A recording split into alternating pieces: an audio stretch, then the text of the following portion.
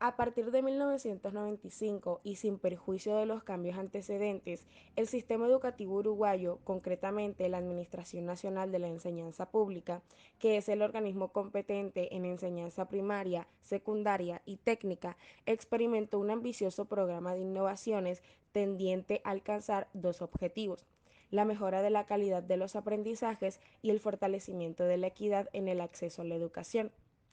Lejos de fomentar la participación del mercado y de las entidades privadas de la prestación de servicios o de impulsar la descentralización de la gestión, la reforma uruguaya mantuvo una impronta centralista.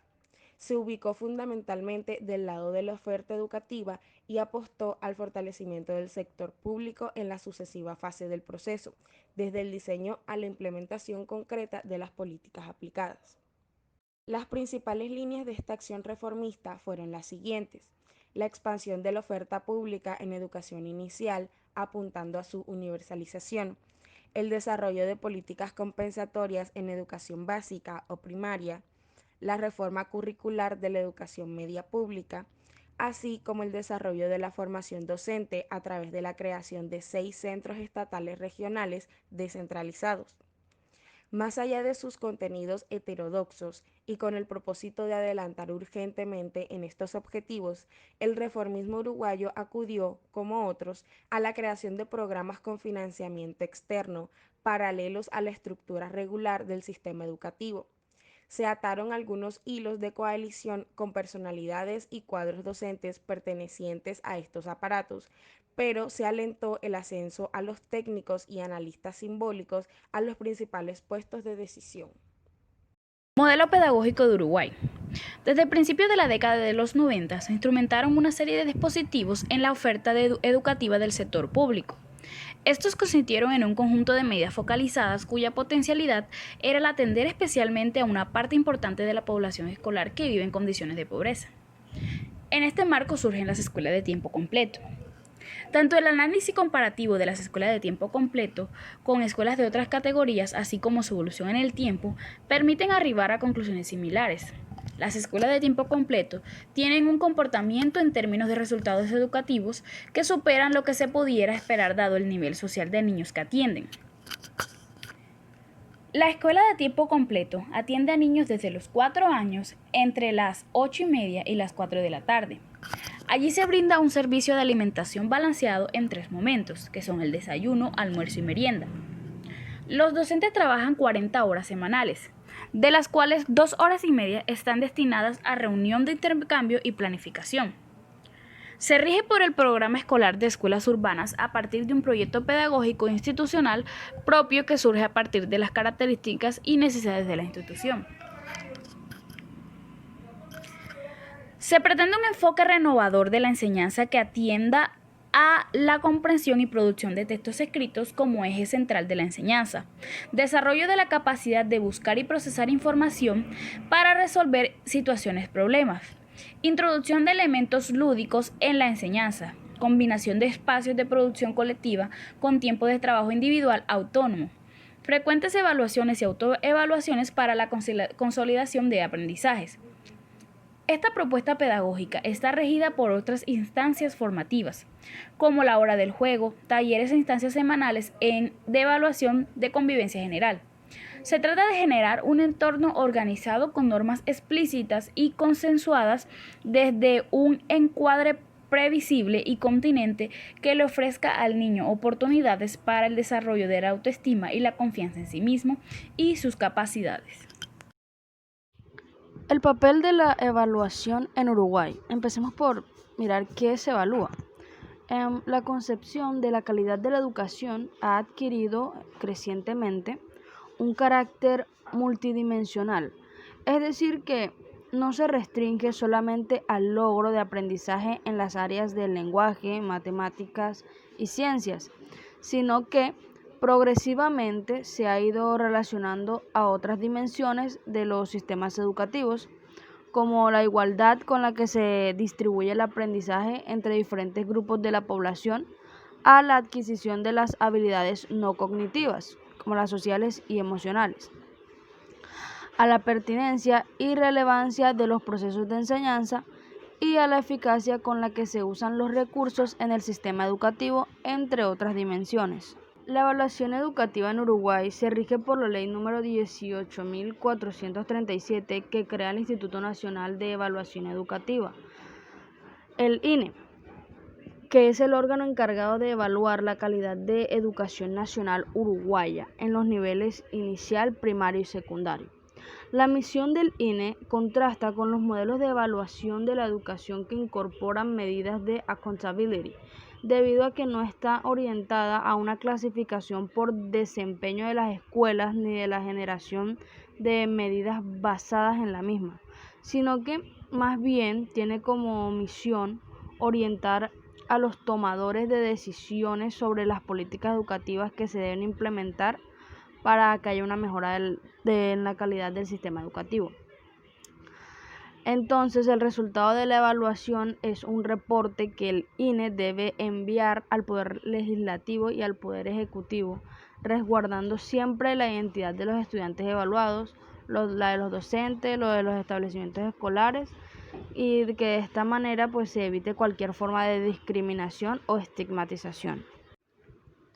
Las dimensiones que se consideran en el modelo de evaluación del INE se pueden asimilar al modelo de evaluación de calidad de la educación SIP, que es contexto, insumo, proceso y resultados.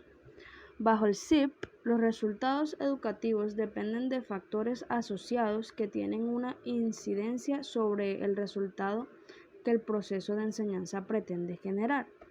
Dichos factores son el contexto social y económico de los estudiantes y del entorno en el que se desarrolla el proceso de aprendizaje, los insumos con los que se cuentan para desarrollar el proceso de enseñanza, entre los que se pueden mencionar la infraestructura escolar, los materiales de enseñanza, entre otros, y los procesos pedagógicos y relacionales, que son las relaciones interpersonales que ocurren al interior del aula y en el establecimiento educativo a partir de las interacciones. Con respecto a la medición de las dimensiones y subdimensiones que se toman en consideración en el modelo de evaluación uruguayo, es necesario distinguir dos cuestiones. La primera, la metodología e instrumento que se utilizan para capturar la información sobre las subdimensiones. 2. Los indicadores que se utilizan para clasificar la información obtenida del instrumento de medición, lo que se traduce en una escala de valores asociados al cumplimiento total, parcial o nulo del estándar. Las pruebas estandarizadas y los cuestionarios se aplican cada 3 años a los estudiantes, padres, profesores y directores de una muestra de establecimientos escolares. Los instrumentos de medición se administran a los niveles educativos de tercero y sexto de primaria y de tercer año de educación secundaria. Para evaluar el resto de las dimensiones que representan factores asociados al aprendizaje, se utilizan cuestionarios estandarizados de los cuales se obtienen información autorreportada sobre aspectos objetivos y sobre la percepción de la comunidad educativa. El enfoque semántico comunicativo. Este enfoque para la enseñanza del lenguaje tiene como objetivo proporcionar al profesorado los medios para actuar de modo coherente, facilitando así la realización de programas y diseños curriculares o tareas más concretas, tales como son diseño de actividades comunicativas adecuadas. En cuanto a la metodología en el enfoque comunicativo, se detallan 4 enfoques metodológicos. En primer lugar, el que se centra en la transmisión o aprendizaje de contenidos formales, normativos, gramaticales, textuales, mediante explicaciones, demostraciones y ejercicios coherentes, partiendo inicialmente de la base de que la teoría será aplicada por los aprendices. En segundo lugar, encontramos una metodología analítica funcional o estructural que supone realizar actividades puntuales para mejorar las microhabilidades y destrezas, es decir, hacer ejercicios de habilidades fonéticos, sintácticos, sociales y comunicativas. En tercer lugar, encontramos la metodología global, comunicativa o ecológica, que supone implicar el desarrollo de las macrohabilidades dentro del marco curricular general del aula, así potenciar actividades expresivas como son conversaciones, descripciones orales y escritas, narraciones, exposiciones, redacciones y dramatizaciones. Estas actividades son más atractivas, más naturales y más útiles en la vida cotidiana. Y finalmente, cabe hablar de una metodología comunicativa integral que nos permite atender adecuadamente a diversos tipos de alumnos en diversidad de contextos y desarrollar así, de manera coherente, con estas sus posibilidades, habilidades y capacidades comunicativas combinadas con la reflexión sobre la lengua. Uruguay impulsó una reforma educativa guiada por 4 objetivos definidos con precisión en el marco de una visión sistémica: el mejoramiento de la calidad educativa, el avance en la equidad, la dignificación de la función y profesión docente, y la modernización de la gestión de la educación. Dichas reformas políticas integraron líneas múltiples de acción orientadas a la transformación de la educación primaria, la educación media y la formación docente. En cuanto al acceso a la educación, Uruguay se ubica en el mundo en los primeros lugares en materia de alfabetización. En la dimensión equidad educativa, Uruguay logra nuevamente un buen posicionamiento en la comparación internacional. En la calidad de la educación uruguaya, esta es observada a través de los resultados de las pruebas estandarizadas de evaluación de aprendizajes.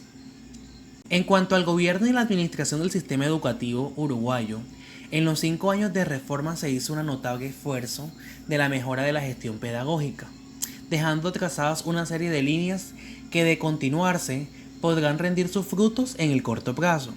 Se fortalecieron los cuadros de gestión pedagógica, se introdujeron nuevas formas de gestión como los proyectos de centro, se establecieron procedimientos de evaluación de los resultados educativos. Las condiciones de trabajo de los docentes mejoraron. En la parte de la situación de las desventajas relativas que sufren los docentes uruguayos en términos comparativos. A su vez, los avances en la administración de la educación fueron mínimos, lo que sin duda constituye un funcionamiento dinámico de todo el sistema. En concordancia con esta dispar evolución en lo referentes a la gestión pedagógica, se articulan recomendaciones que significan continuidad y ajuste respecto a las políticas del periodo, mientras que en la gestión administrativa se plantea la necesidad de un cambio profundo para que haya una mejora en el sistema educativo uruguayo.